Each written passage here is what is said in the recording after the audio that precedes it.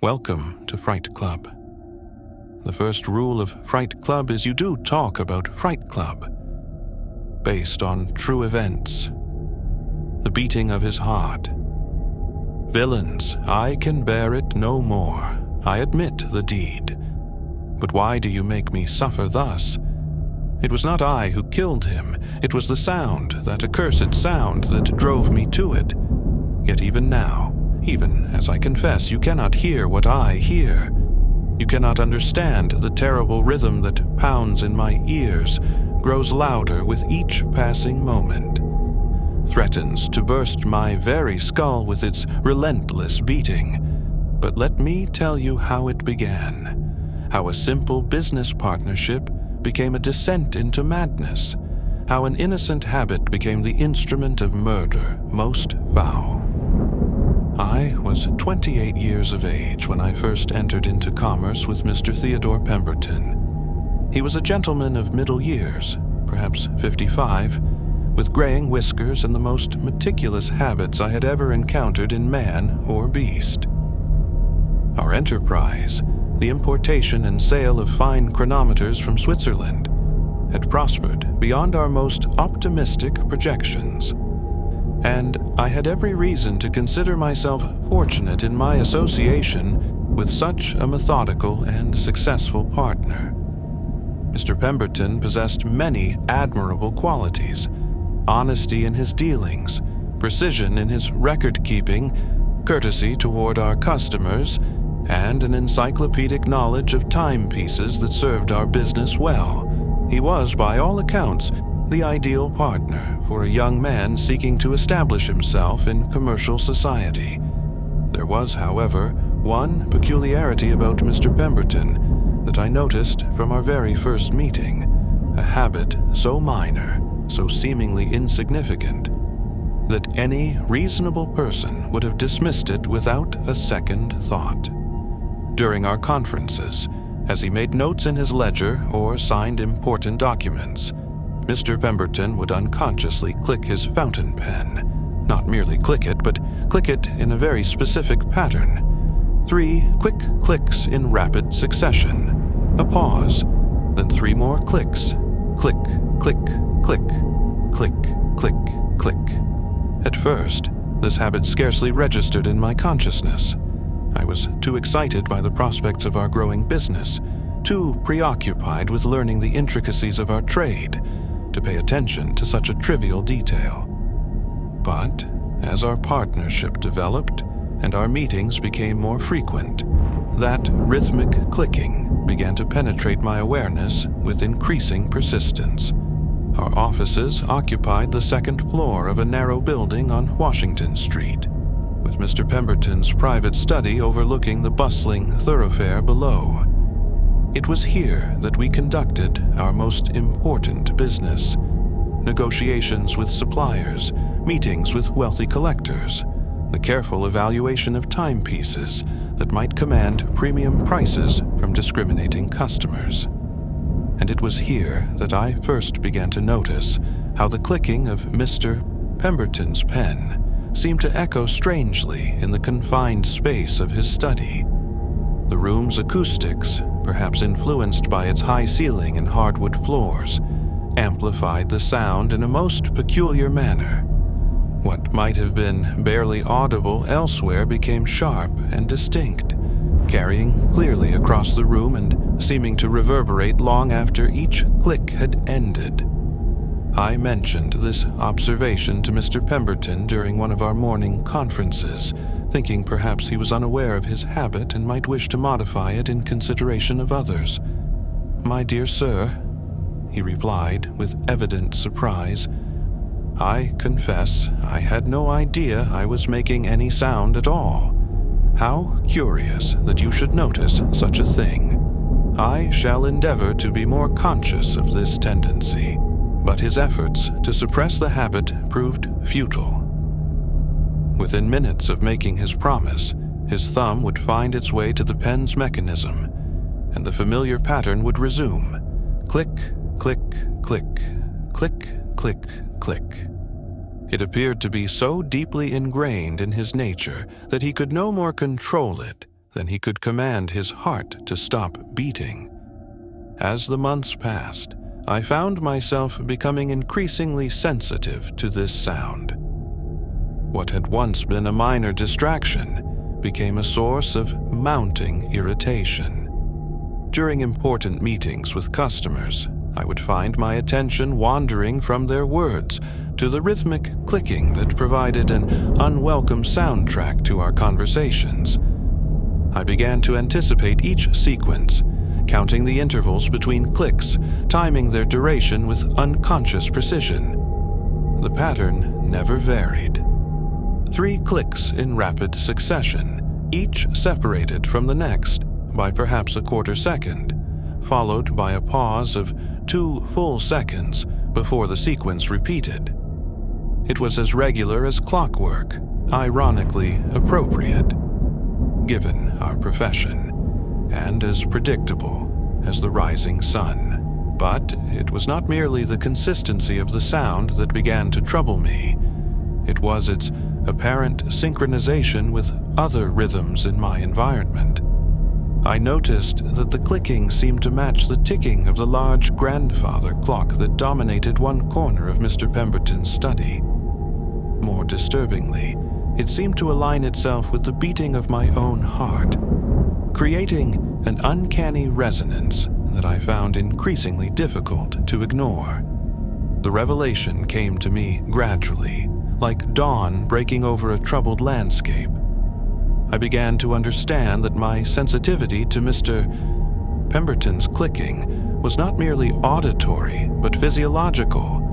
The sound had somehow synchronized itself with my own internal rhythms, becoming a kind of external heartbeat that competed with my natural pulse. I consulted my physician, Dr. William Crawford, about what I feared might be some disorder of my auditory system. After a thorough examination, he pronounced my hearing to be not only normal, but unusually acute. You possess what I would call hypersensitive auditory perception, he explained, polishing his spectacles with professional satisfaction. It is not uncommon among individuals of artistic or intellectual temperament. Musicians, for instance, often display similar sensitivity to subtle variations in sound.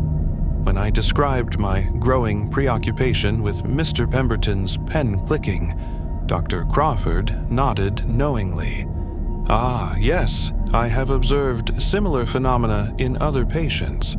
The mind, when under stress from business pressures or personal concerns, can become fixated upon otherwise insignificant stimuli. The solution is usually quite simple. Remove yourself from the source of irritation, or better yet, address whatever underlying anxieties may be causing this hypersensitivity."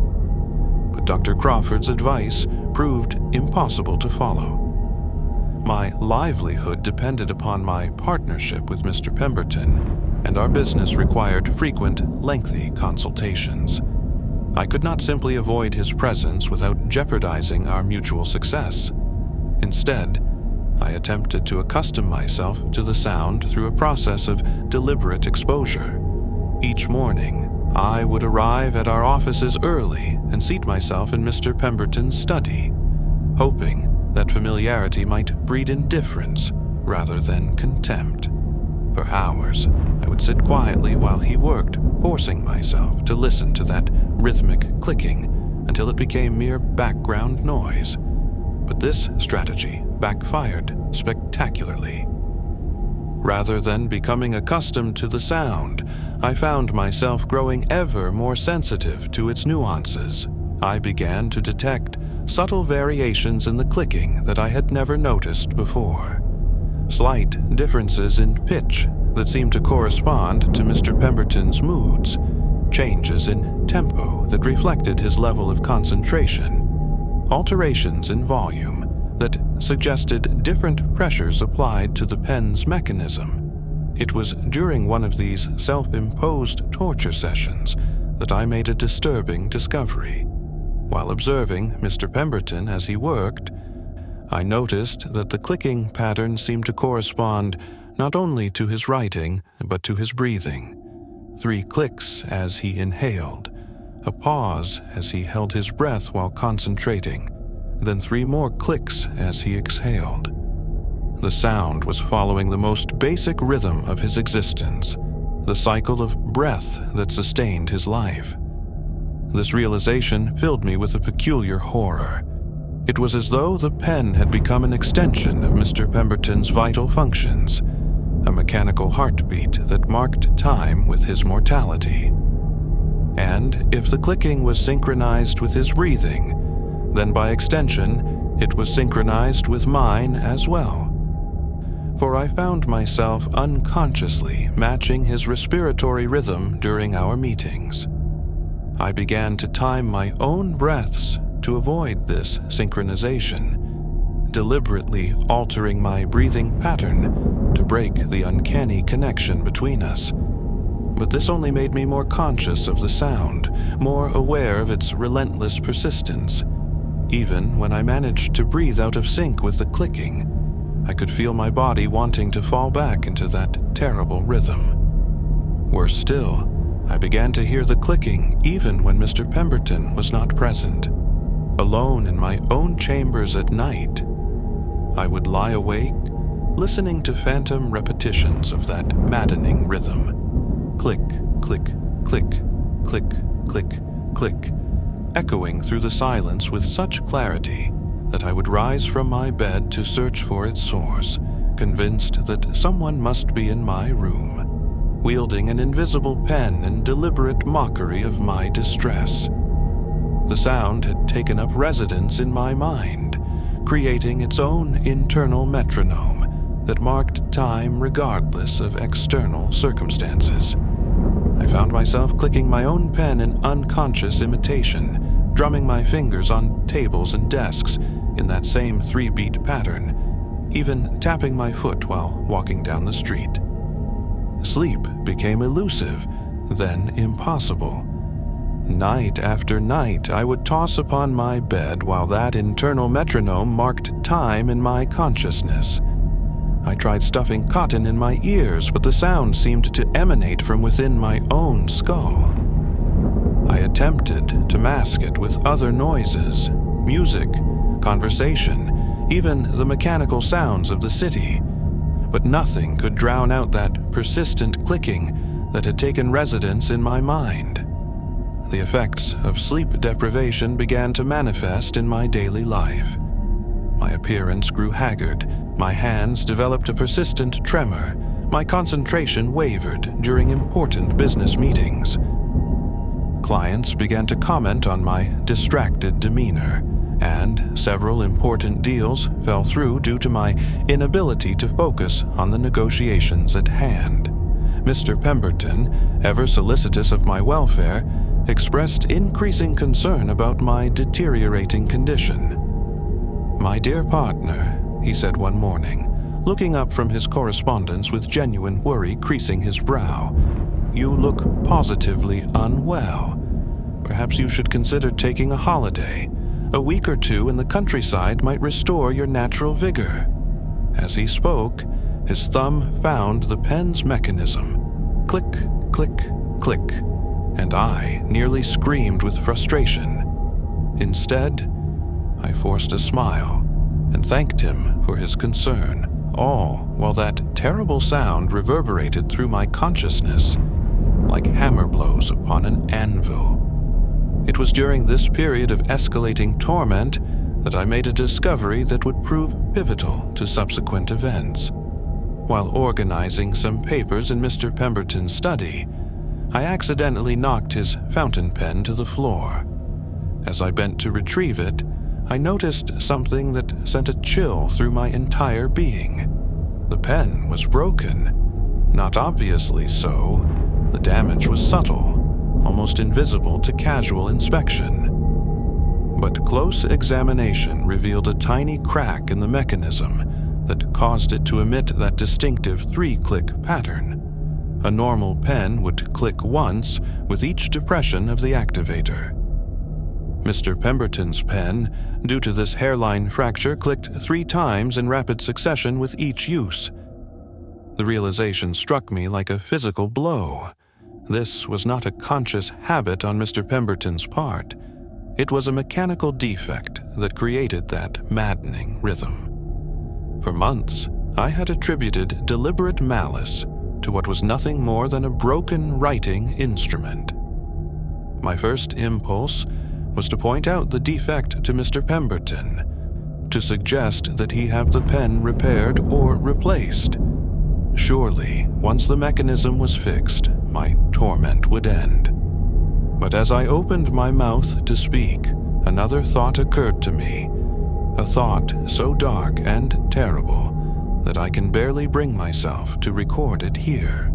What if the pen could not be repaired? What if Mr. Pemberton refused to replace it, given its sentimental value as a gift from his deceased wife?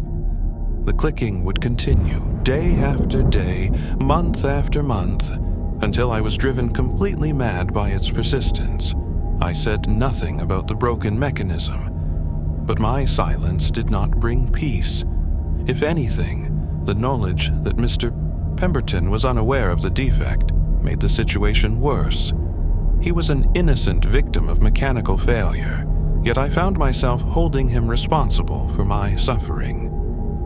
Logic warred with emotion in my troubled mind, and emotion proved the stronger force. My resentment toward Mr. Pemberton began to take on an almost paranoid quality. I started to interpret his every action through the lens of my obsession with the clicking. When he paused longer than usual between writing sessions, I imagined he was deliberately prolonging my torment. When he clicked the pen more rapidly during moments of concentration, I was convinced he was mocking my distress. The pen itself became an object of fascination and loathing. During our meetings, I would find myself staring at it with the intensity of a natural philosopher studying some dangerous specimen. I memorized every detail of its construction, the silver plating that had worn thin in places, the intricate engraving that decorated its barrel, the small dent near the clip where it had once been dropped. But it was the mechanism that truly captured my morbid attention. That tiny crack that caused the triple click, that microscopic flaw that had become the source of such enormous anguish. I began to fantasize about the pen's destruction, imagining scenarios in which I might snatch it from Mr. Pemberton's grasp and destroy it utterly. In my fevered imagination, I would seize the pen and hurl it into the fireplace, watching as the heat melted the silver and silenced the clicking forever. Or perhaps I would crush it beneath my heel, grinding the delicate mechanism into fragments too small to produce any sound. Sometimes I dreamed of taking it apart, piece by piece, dismantling the internal works until nothing remained but scattered components incapable of their torturous function. But even these fantasies brought no relief, for I knew that Mr. Pemberton would simply acquire another pen, and who could say whether it, too, might not develop some defect that would torment me anew. The problem was not the pen itself, but what it represented, the arbitrary nature of mechanical failure, the way a tiny flaw could grow into something monstrous, the helplessness of being at the mercy of forces beyond one's control. My thoughts began to turn toward darker solutions. If destroying the pen would not suffice, then perhaps the solution lay in destroying its user. The idea came to me gradually, like a poison seeping slowly through my veins. At first, I dismissed such notions as the product of temporary madness brought on by sleep deprivation and nervous exhaustion. But as the days passed and my torment continued, the idea took on a terrible logic. Mr. Pemberton was the proximate cause of my suffering. He wielded the broken pen, produced the maddening sound, remained obliviously content while I writhed in agony. Removing him from the equation would solve the problem with mathematical certainty. No, Mr. Pemberton meant no clicking pen, meant no torturous rhythm driving me toward insanity. I told myself that it was not personal malice that drove me to such thoughts. It was simple necessity. Mr. Pemberton's death would not be revenge, but surgery, the removal of a source of pain that threatened my very sanity. A physician would not hesitate to amputate a gangrenous limb to save the patient. Why should I not take similar action to preserve my mental health? The idea of murder, once planted in my diseased consciousness, grew with terrible rapidity.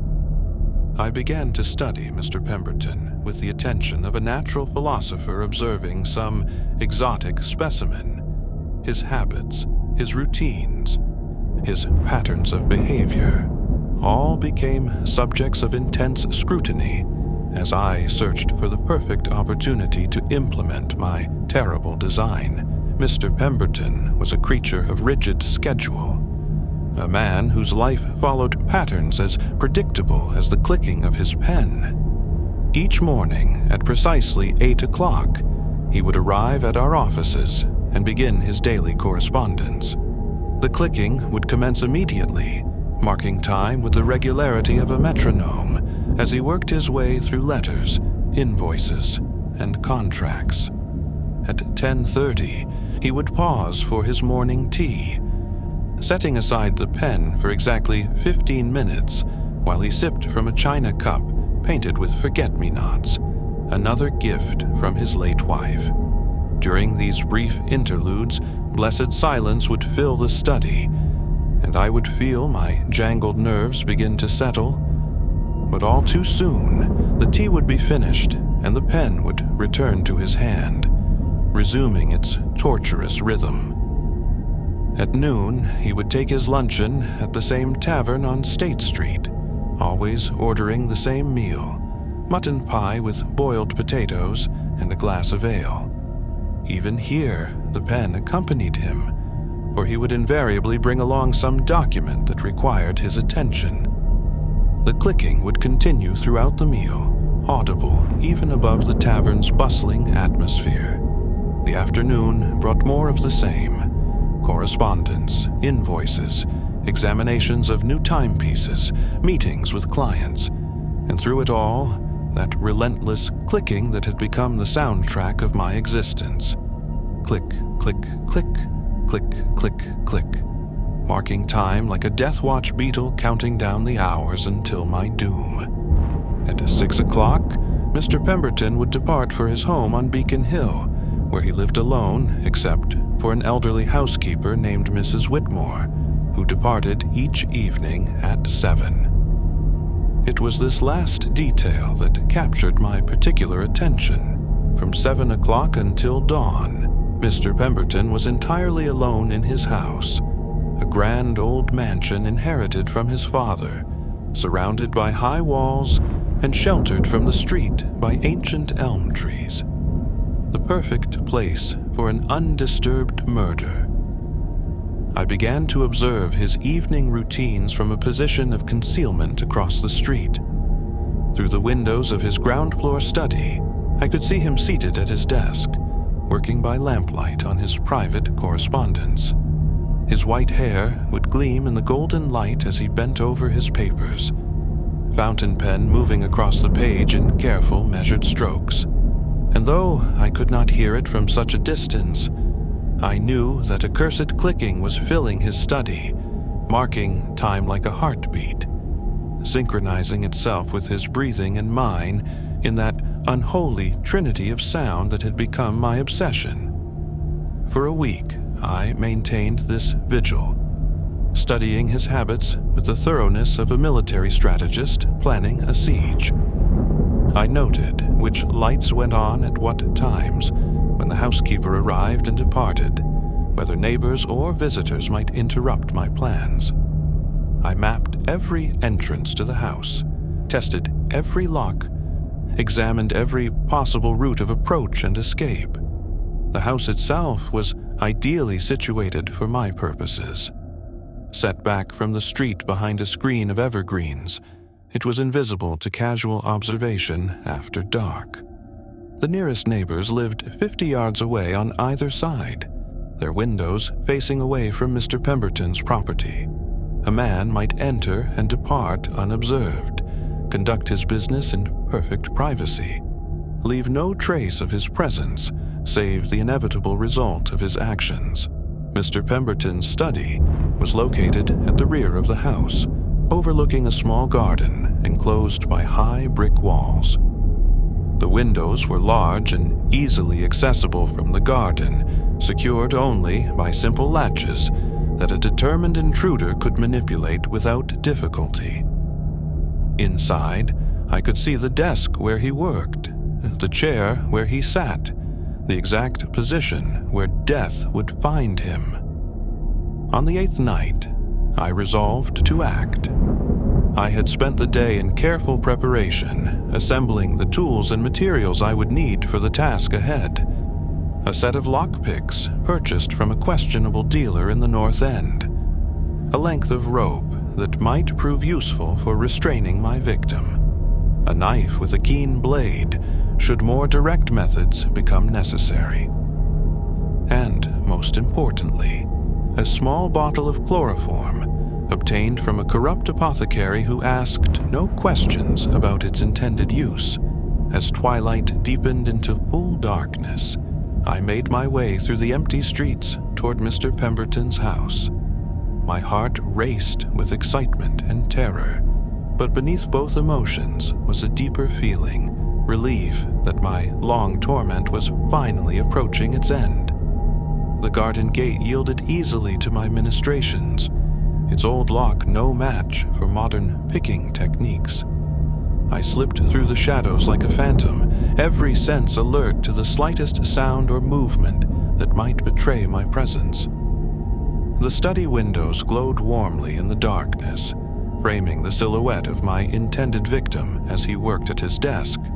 There he sat, the old man who had been my partner and unwitting tormentor, bent over his correspondence with that accursed pen in his hand. Even through the glass, I could imagine the sound it was making.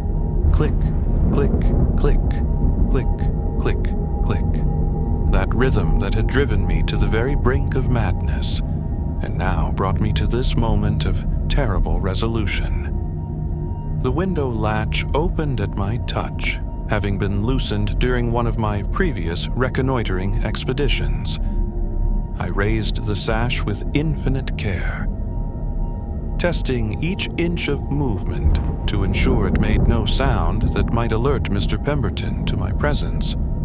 Cold night air flowed into the warm study, carrying with it the scent of autumn leaves and distant chimney smoke.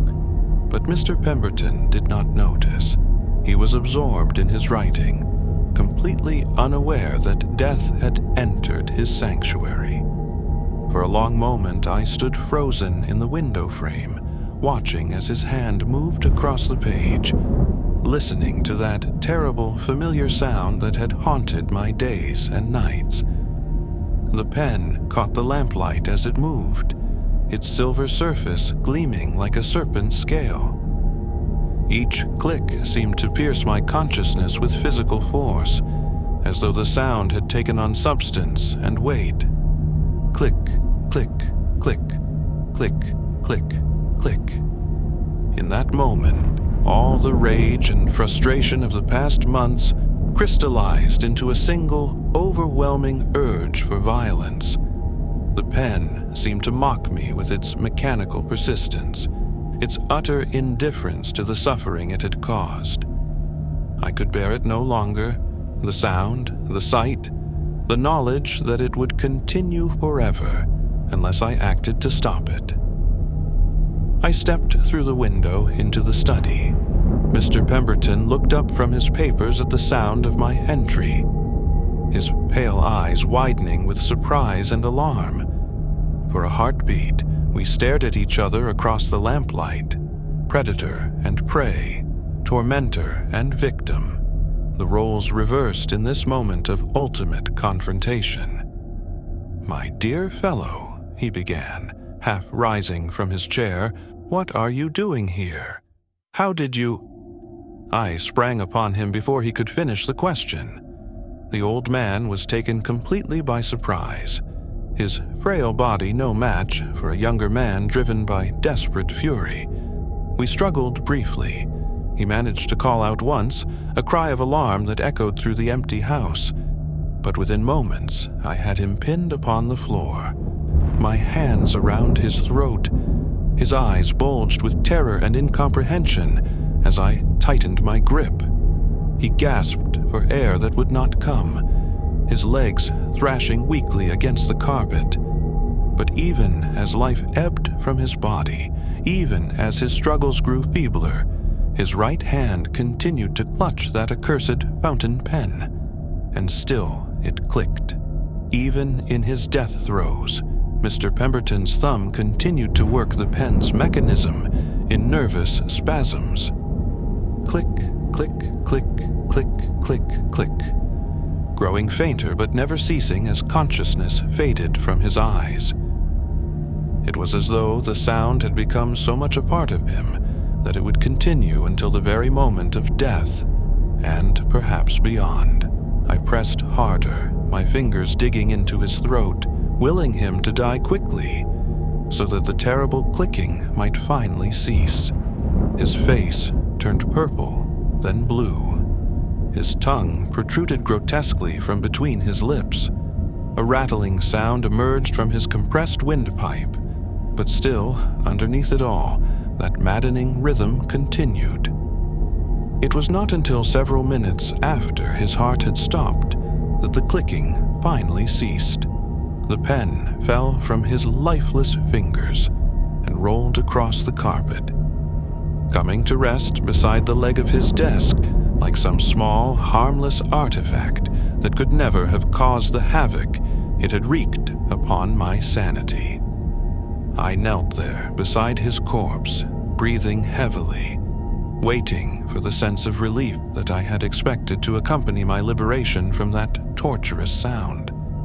But no relief came. Instead, I felt only a growing emptiness, a hollow sensation in my chest where the constant clicking had synchronized itself with my heartbeat for so many months. The silence was complete, and somehow more terrible than the sound had ever been. But my work was far from finished. The body must be disposed of, the evidence of my crime concealed. I could not leave him to be discovered by the housekeeper in the morning, nor could I attempt to remove the corpse without risking detection by some late-night passerby. No, I must be clever, methodical, thorough in my concealment. The study floor was constructed of wide oak planks, well seasoned and tightly fitted. Working with tools I had brought for this purpose, I carefully pried up several boards, revealing the dark cavity beneath. The soil was soft and yielding, easy to excavate with my hands and a small spade.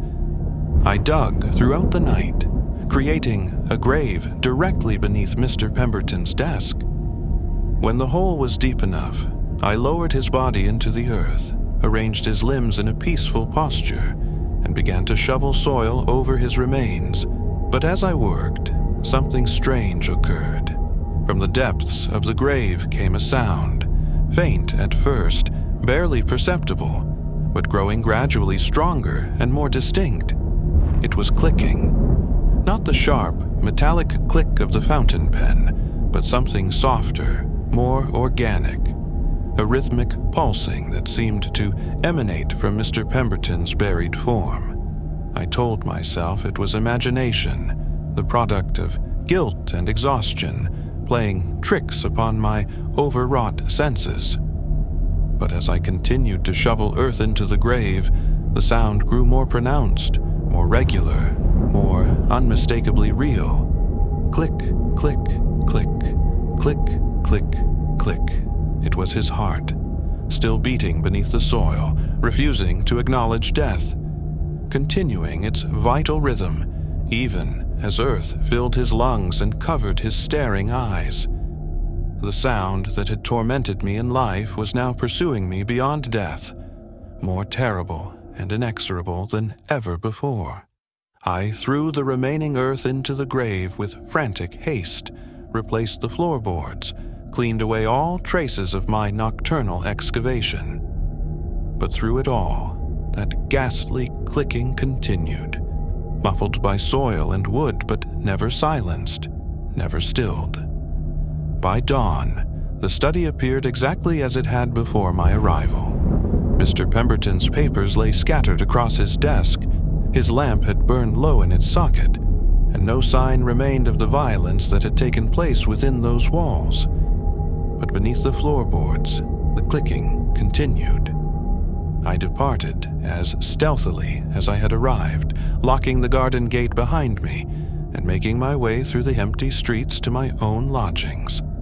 But even there, even at such a distance from the scene of my crime, I could hear that terrible rhythm echoing in my consciousness. Click, click, click, click, click, click. The next day brought the expected inquiries. Mr. Pemberton had failed to appear at our offices for the first time in 20 years. Concerned clients had made inquiries. The police had been summoned to investigate his disappearance. I played my part with appropriate bewilderment and concern. Where could my partner have gone? What urgent business might have called him away without notice? Perhaps some family emergency, though I knew of no living relatives, or some sudden illness that had rendered him incapable of sending word. The authorities searched his house thoroughly, but found no signs of struggle or disturbance. His bed had not been slept in, but his study showed evidence of recent occupation. Clearly, he had been working late and had then departed on some unknown errand. Days passed, then weeks. The investigation gradually lost momentum as no new evidence came to light. Mr. Pemberton was declared missing, presumed deceased due to misadventure or natural causes. I inherited his share of our business and took possession of his house, as stipulated in our partnership agreement. And still, from beneath the floorboards of his study came that relentless clicking. I tried to ignore it, to convince myself that it was merely the settling of old timbers or the scurrying of mice in the walls. But the sound was too regular, too familiar, too perfectly synchronized with the rhythm that had haunted me for months. Click, click, click, click, click, click. It grew louder as the days passed, more insistent, more accusatory. Sometimes, late at night, I would kneel on the study floor and press my ear to the boards, listening to that buried heartbeat that refused to acknowledge death. The sound began to affect my daily life, much as the original clicking had done. I lost sleep, lost appetite, lost the ability to concentrate on business matters. Clients remarked upon my haggard appearance and distracted demeanor.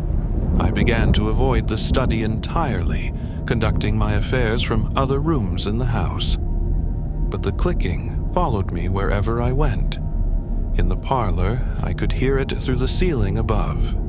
In the kitchen, it seemed to rise from the floorboards beneath my feet. In my bedroom on the second floor, it drifted up through the walls like the voice of conscience made audible. I consulted Dr. Crawford again, hoping for some medical explanation for this auditory persecution. Guilt, he pronounced after examining me thoroughly. You blame yourself for your partner's disappearance, though logic tells you there was nothing you could have done to prevent it. The mind, under such stress, can create remarkably vivid hallucinations. Hallucinations. If only he knew the truth, that what I heard was no phantom of a guilty conscience, but the actual beating of a murdered man's heart, continuing its rhythmic pulse in defiance of death itself. I began to drink heavily, hoping that alcohol might dull my hypersensitive hearing, but whiskey only seemed to amplify the sound. making it louder and more distinct until it thundered in my ears like cannon fire. Sleep became impossible. I would lie awake night after night, listening to that buried heartbeat that had become the soundtrack of my existence. Click, click, click, click, click, click, marking time like some infernal metronome that counted down the moments until my inevitable discovery and punishment. For I began to realize that the clicking was not random, but purposeful. It was a signal, a code, a message being transmitted from beyond the grave. Mr. Pemberton's heart was calling out for justice, demanding that his murder be acknowledged and his murderer brought to account. I tried to muffle the sound by covering the study floor with thick carpets and heavy furniture. But nothing could silence that persistent rhythm that seemed to penetrate every barrier I erected against it. The clicking began to synchronize itself with my own heartbeat, just as the original pen clicking had done. But now the two rhythms created a terrible counterpoint, my living pulse racing with fear and guilt, while the buried heart maintained its steady, accusatory beat. Click, click, click, click, click, click. I knew that I was losing my sanity, that the guilt and horror of my crime were driving me toward complete mental collapse. But knowledge of my condition brought no relief. If anything, it made the torment worse, for I understood that there could be no escape from the sound that had become my constant companion. Months passed. The clicking grew louder, more insistent, more impossible to ignore. I began to fear that others could hear it too. That clients and servants could detect the buried heartbeat that proclaimed my guilt to the world. During business meetings, I would watch my visitors' faces anxiously, searching for any sign that they heard the sound that thundered so loudly in my own ears. But they showed no awareness of it, conducted their affairs normally, betrayed no suspicion that they were sitting directly above the grave of a murdered man. This only convinced me further that I was going mad, that the clicking existed nowhere but in my own tormented consciousness, a product of guilt made audible by a mind that could no longer distinguish between reality and hallucination. But mad or sane, the sound continued. Day and night, sleeping and waking, it provided the constant soundtrack of my existence. Click, click, click, click, click, click, the beating of a dead man's heart that refused to acknowledge its own mortality. Then came the day when the police returned. I was sitting in the parlor, trying unsuccessfully to concentrate on some business correspondence, when I heard the knock at the front door. Through the window, I could see two uniformed officers and a man in civilian dress whom I recognized as Detective Morrison of the City Constabulary. My blood turned to ice in my veins. They had come for me at last. Somehow, some way, they had discovered evidence of my crime. Perhaps a neighbor had seen me entering Mr. Pemberton's garden that fateful night. Perhaps some physical evidence had come to light that pointed to my guilt. "Good afternoon, Mr. Harrison," Detective Morrison said when I answered the door. "We're sorry to trouble you again, but we've received some new information regarding your partner's disappearance. Might we have a word?" I invited them in, trying to maintain an appearance of calm, while my heart raced with terror. The clicking from the study seemed to grow louder as they entered the house, as though Mr. Pemberton's buried heart sensed the presence of justice and was calling out for attention. "We've been contacted by a gentleman from New York," Detective Morrison explained as we seated ourselves in the parlor. "He claims to have had business dealings with Mr. Pemberton on the very day of his disappearance. According to this witness, your partner was expecting to meet with certain clients that evening regarding a substantial purchase. Click, click, click, click, click, click. The sound from the study was becoming unbearable, thundering in my ears with such volume that I could barely concentrate on the detective's words. Surely they must hear it too, that terrible rhythm that proclaimed my guilt more clearly than any confession. "I know nothing of such a meeting," I managed to say, my voice strained with the effort of speaking normally, while that buried heart pounded its accusation through the floorboards. "Perhaps we might examine Mr. Pemberton's appointment book," Detective Morrison suggested. "It should still be in his study, I believe." His study? They wanted to enter the very room where their victim lay buried, where his heart continued its posthumous testimony to my crime. I could not allow it. The sound would surely give me away, would drive me to confession or complete madness. But I had no choice. To refuse would arouse suspicion, would suggest that I had something to hide in that room. I must accompany them. I must maintain my composure while they searched for clues directly above my victim's grave. "Of course," I said, rising on unsteady legs. "This way, gentlemen." I led them down the hallway toward the study, each step bringing us closer to that source of accusatory sound. The clicking grew louder with every pace, until it seemed to shake the very walls of the house with its terrible rhythm.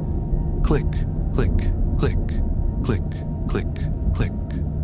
How could they not hear it?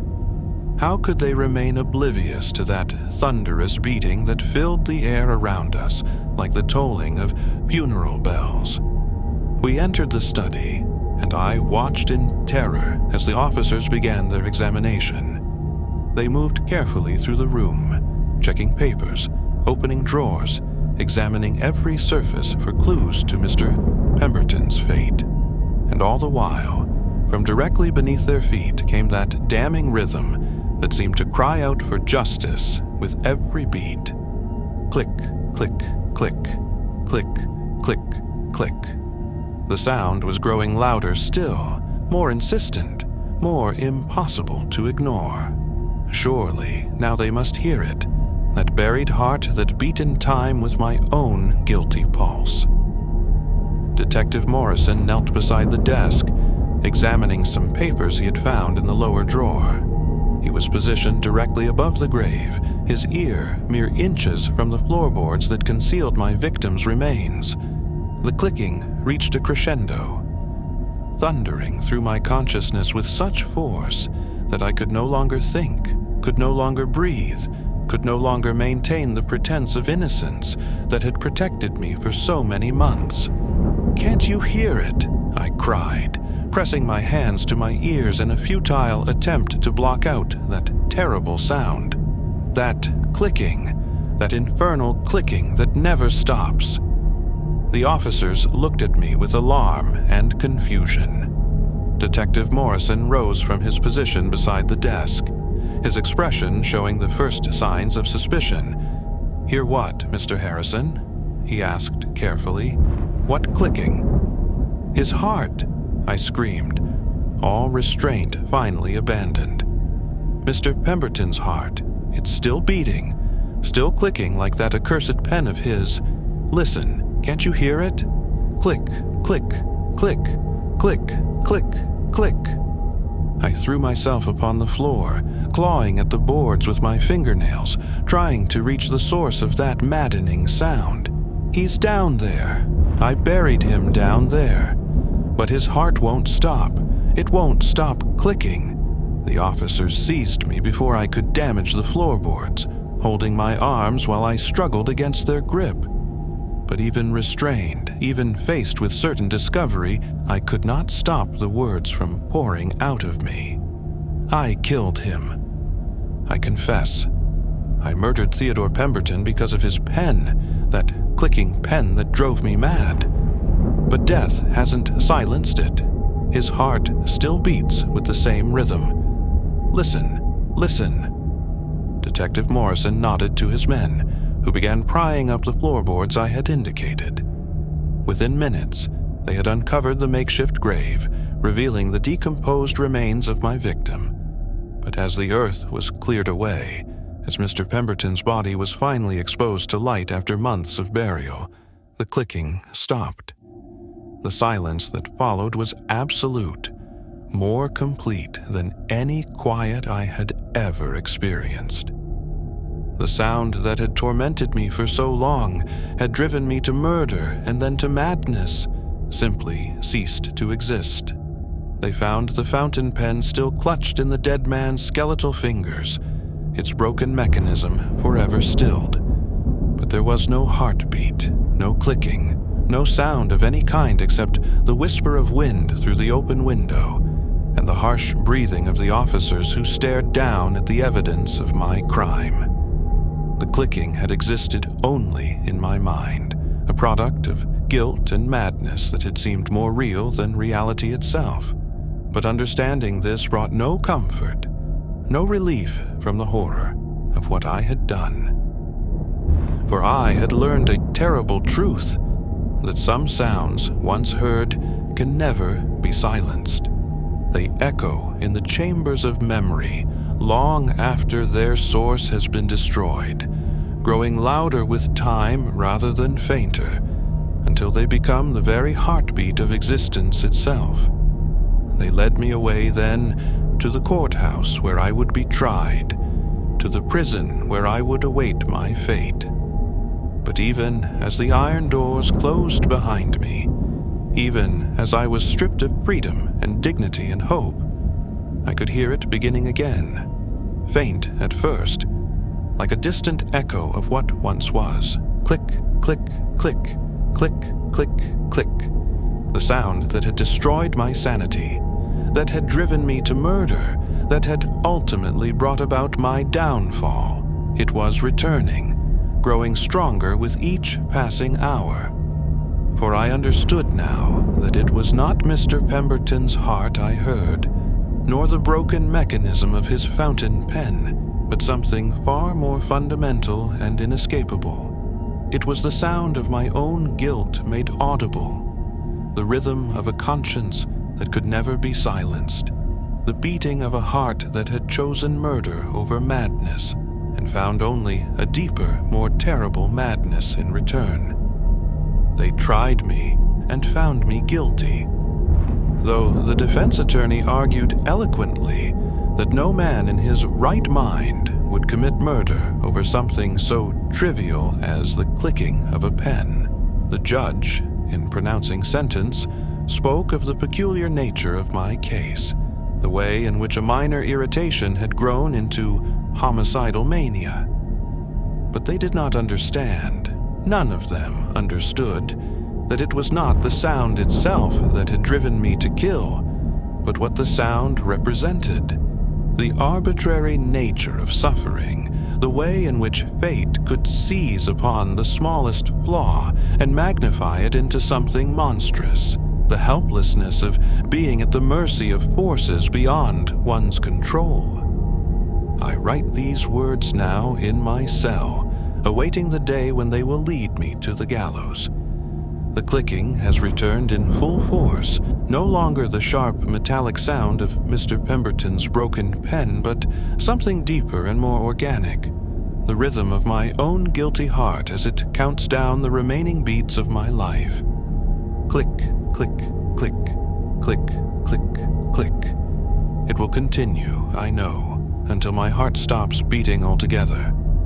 And perhaps it will continue even after that, joining the chorus of accusatory sounds that echo through eternity, the guilty hearts of all murderers beating out their confessions in the darkness beyond death. For some sounds once heard can never be unheard. Some guilt once earned can never be forgiven. Some hearts once stained with innocent blood can never beat in peace again. The pen clicks, the heart beats. The truth, once buried, will always find a way to surface. And I am mad.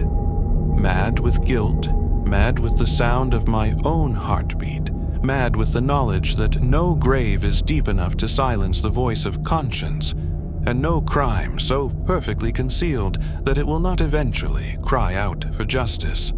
Listen. Do you hear it? The beating of the guilty heart?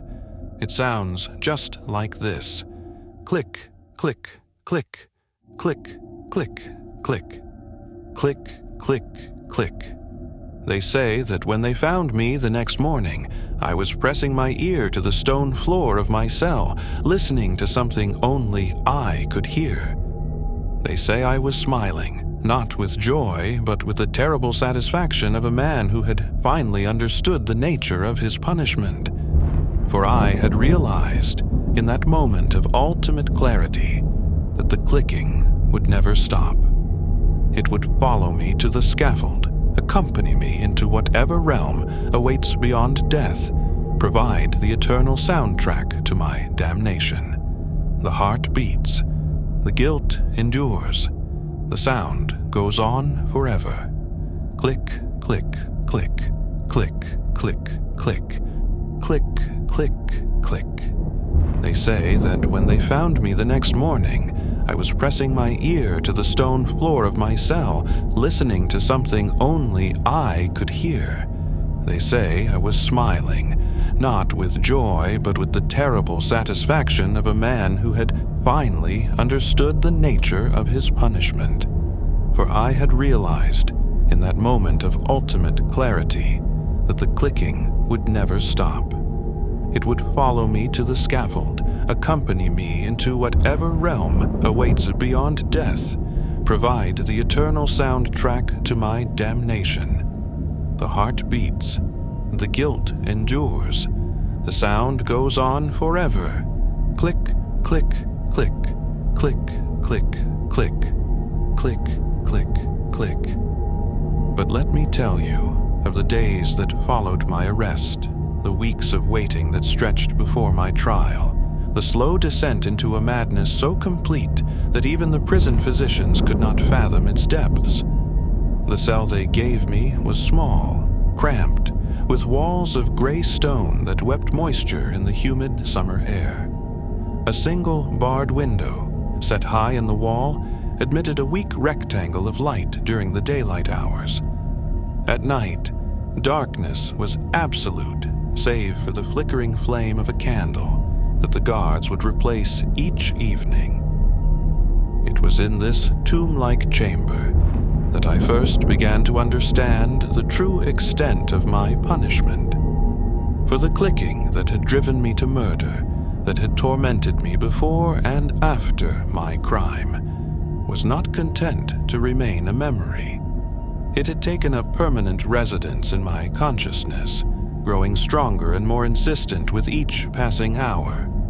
During the day, when the sounds of the prison filtered through my window, the clanging of cell doors, the shuffle of prisoners' feet, the shouted commands of guards, I could sometimes convince myself that the clicking was merely an echo of these external noises. But when night fell and silence descended upon the prison, the truth became inescapable. Click, click, click, click, click, click. The sound was as real as the stones that surrounded me, as constant as my own breathing, as inescapable as the bars that held me captive. It came not from any external source, but from within, pulsing through my veins, resonating in my bones, keeping time with the guilty rhythm of my heart. I tried everything to silence it.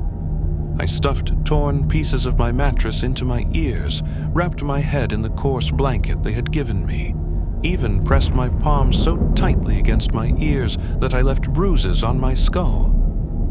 But nothing could block that internal metronome that had become the sound of my own damnation. The prison physician, Dr. Hartwell, visited me regularly during those early weeks. He was a kindly man, well-meaning, but utterly unable to comprehend the nature of my affliction.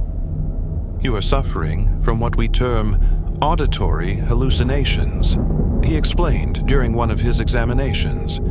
"They are not uncommon among prisoners facing execution, particularly those who have committed crimes of passion. The mind, you see, creates these phantom sounds as a manifestation of guilt and fear. I tried to explain to him that what I heard was not a hallucination, but something far more real and terrible. The clicking was the sound of justice itself, the rhythm of divine retribution that would follow me into eternity. But he merely nodded sympathetically and prescribed tonics that had no effect upon the supernatural torment that possessed me. It was during one of these sleepless nights, as I lay listening to that accursed clicking that seemed to emanate from the very walls of my cell, that I began to understand its true significance. The sound was not random, not arbitrary. It was a code, a message being transmitted through the medium of my own guilt. I began to count the clicks, to analyze their patterns, to search for meaning in their endless repetition. 3 quick clicks, a pause, then 3 more. Over and over, with mathematical precision, as though some invisible intelligence was trying to communicate with me through this auditory torture. Gradually, the message became clear.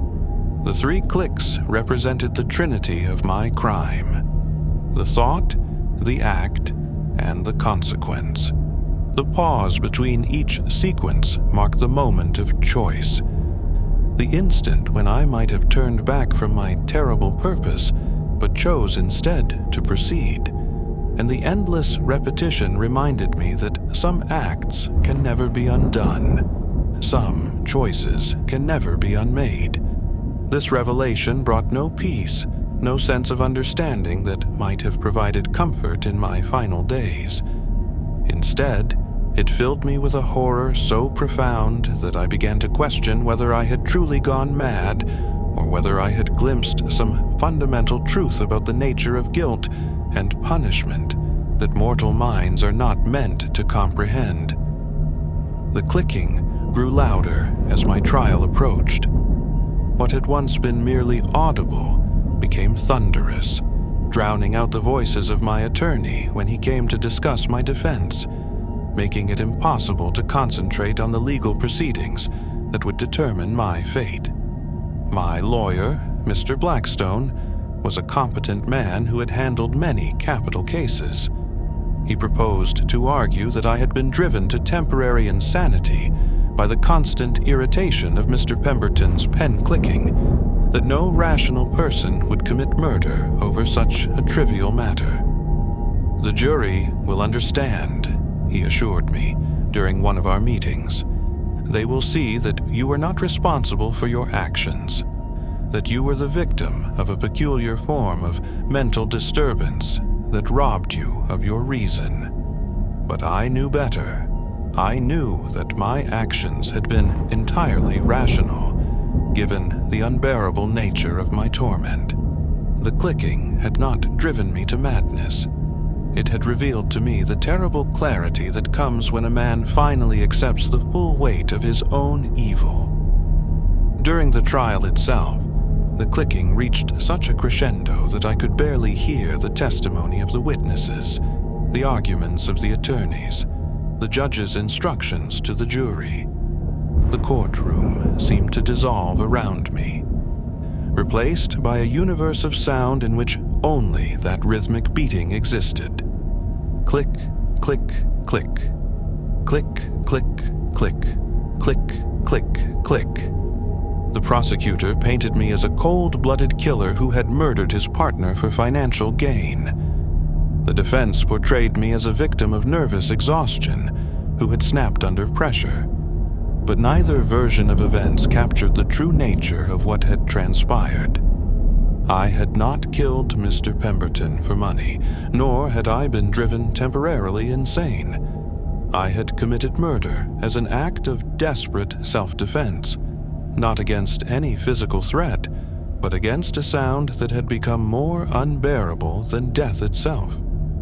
When they asked me to speak in my own defense, I tried to explain about the clicking, about the way it had synchronized itself with my heartbeat, about the terrible necessity that had driven me to my crime.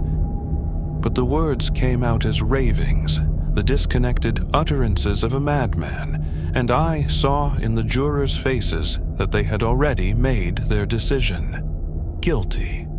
The verdict was pronounced with the same rhythmic certainty as the clicking that filled my consciousness. Guilty on all counts. Guilty beyond any possibility of redemption or forgiveness. The judge sentenced me to hang, the date set for exactly 1 month from the day of my conviction. As he spoke the words that sealed my doom, the clicking seemed to quicken, as though it too was counting down the days, hours, and minutes until my appointment with the gallows. Back in my cell, the sound took on new dimensions. What had once been merely audible became tactile, as though the clicking was not just heard but felt through every nerve in my body. My skin began to twitch in rhythm with the sound, my muscles contracting and relaxing in time with that infernal beat. I found myself moving to its rhythm, pacing my cell in time with the clicks, tapping my fingers against the stone walls, even breathing in synchronization with that omnipresent pulse. It was as though my entire being had become an instrument, tuned to the frequency of my own guilt. The prison chaplain, Father McKenna, visited me regularly during those final weeks. He was determined to save my soul, to bring me to a state of repentance that might earn me divine forgiveness before my execution. Confess your sins, my son, he would urge me, his kind eyes filled with genuine concern for my spiritual welfare. Acknowledge your crime before God.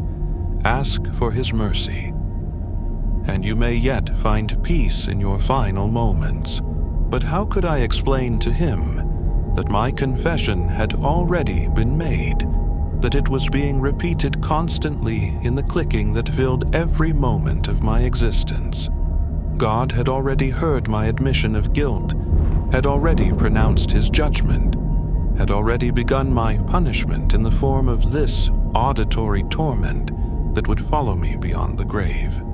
I hear my confession every moment of every day, I told him. It speaks to me in a language older than words, more certain than prayer. Listen, can't you hear it? The voice of justice itself. But Father McKenna heard only the silence that surrounded us, broken occasionally by the distant sounds of prison life. He could not perceive the supernatural tribunal that had taken up residence in my consciousness, could not hear the divine verdict being pronounced over and over in that rhythmic clicking that had become the soundtrack of my damnation. As my execution date approached, the clicking began to change in character. What had once been sharp and metallic, like the sound of Mr. Pemberton's broken pen, became deeper and more organic. It was as though the mechanical rhythm was being replaced by something more fundamental, the beating of a heart that had chosen evil and must now pay the price for that choice. My own heart began to synchronize with this phantom pulse, creating a terrible harmony that seemed to shake the very foundations of reality. I could feel my life force ebbing away with each beat, could sense my soul preparing to depart this world and enter whatever realm of punishment awaited beyond. The night before my execution, the clicking reached its final crescendo. Every sound in the universe seemed to resolve into that single, overwhelming rhythm that pounded through my consciousness with the force of a physical blow. I lay on my narrow cot, no longer fighting the sound but embracing it, accepting it as the voice of my own conscience made manifest. Click, click, click, click, click, click, click, click, click. And in that moment of ultimate acceptance, I finally understood the true nature of my punishment. The clicking was not separate from me, it was me.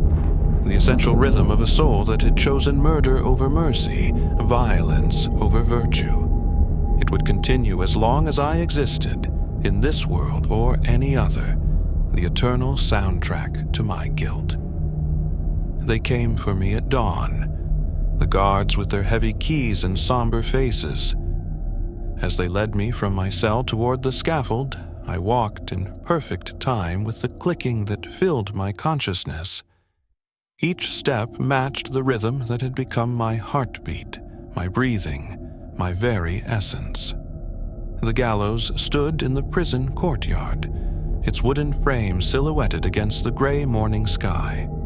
A small crowd had gathered to witness my execution. Officials, reporters, a few curious citizens who had obtained permission to observe the proceedings. As I mounted the steps to the platform, the clicking reached a volume I had never experienced before. It seemed to come from everywhere at once, from the wooden planks beneath my feet, from the air around me, from the hearts and minds of every person present. The entire universe had become an instrument playing the rhythm of my guilt. The executioner placed the noose around my neck with professional efficiency. The chaplain offered a final prayer for my soul. The warden read the official pronouncement of my sentence, but I heard none of it clearly, for the clicking had become so loud that it drowned out all other sounds. As I stood there on the scaffold, waiting for the trapdoor to open beneath my feet, I realized that death would not silence this internal rhythm. It would simply carry it with me into whatever realm awaited beyond. The last thing I remember before the trapdoor opened was the sound of my own heartbeat, synchronizing one final time with the clicking that had destroyed my life and my sanity. Click, click, click, click, click, click, click, click, click, and then silence. But not the blessed silence of cessation, not the peaceful quiet of oblivion. This was the silence of anticipation, the pause between one kind of existence and another, the moment when one form of torment ends and another begins. For I understand now, as I write these words in whatever realm I currently inhabit, that the clicking was never truly silenced. It followed me beyond death, beyond judgment, beyond any possibility of escape or redemption. Some sounds once heard echo through eternity. Some guilt once earned can never be absolved. Some hearts once stained with innocent blood will beat out their shame forever, in whatever darkness lies beyond the grave. The clicking continues. It will always continue. And I listen to it still, marking time in a place where time has no meaning, counting the rhythm of my own damnation for all eternity. Click, click, click, click, click, click, click, click, click.